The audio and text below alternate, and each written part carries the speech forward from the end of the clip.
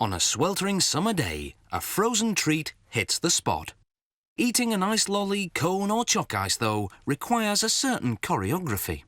You have to hold the stick delicately yet firmly, lean forward to dodge the drips, then lick like crazy before it all melts and lands at your feet.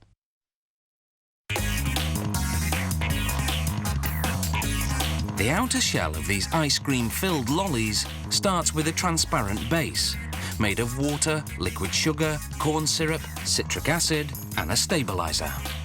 It all travels to 3 separate compartment vats, each of which mixes in a different colouring and flavouring.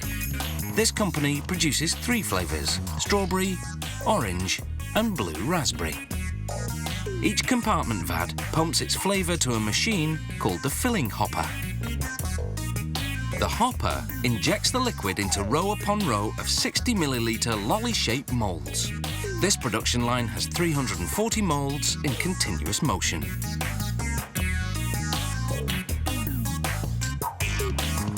The moulds descend into a tank of brine, water chilled to minus 35 degrees Celsius, mixed with calcium.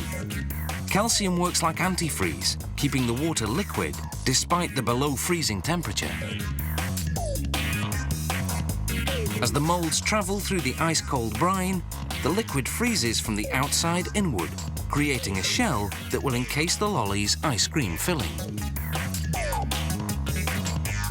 Once the shell is 3 millimeters thick, a machine called a suction evacuator removes the unfrozen liquid and feeds it back into the filling hopper to be re-injected at the start of the line.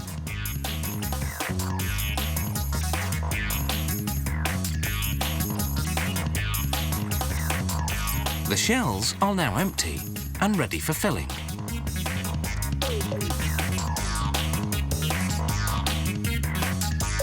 The ice cream filling is made of milk products blended with liquid cane sugar, corn syrup, stabilizers and emulsifiers to puff up the consistency. The factory pasteurizes the mixture, heating it for 35 seconds at 80 degrees Celsius, then freezing it. Then it homogenizes the filling, skimming off the milk fat that rises to the surface.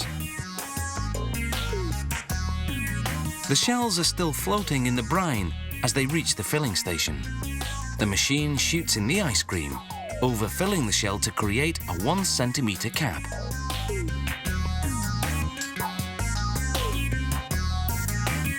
The ice cream begins to harden in the cold brine. Once it reaches a semi-frozen state, a machine appropriately called the stick inserter places a wooden stick into each mould.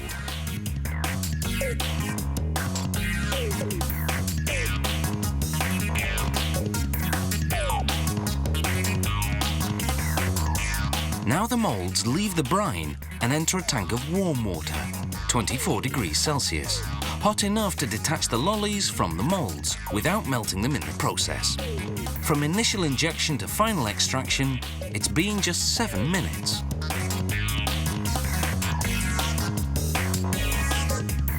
The machine now dips the lollies in cold water to produce a protective coating of ice. This will keep the surface from sticking to the wrapper. It will also lengthen the product's shelf life. The machine deposits the lolly into a continuous stream of paper wrapping.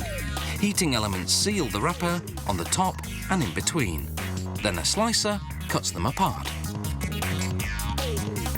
The empty moulds go through an automatic wash and rinse cycle on their way back to the start of the line. These moulds are for making chocolate fudge bars. The production process is the same, except that the shell is fudge flavoured, made from milk solids and chocolate powder. And instead of ice cream in the centre, there's a chewy chocolate syrup.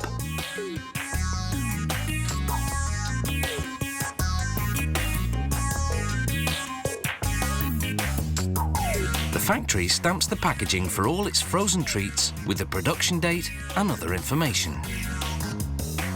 These frozen treats have a 1-year shelf life in the freezer, but somehow we think the kids may not wait that long.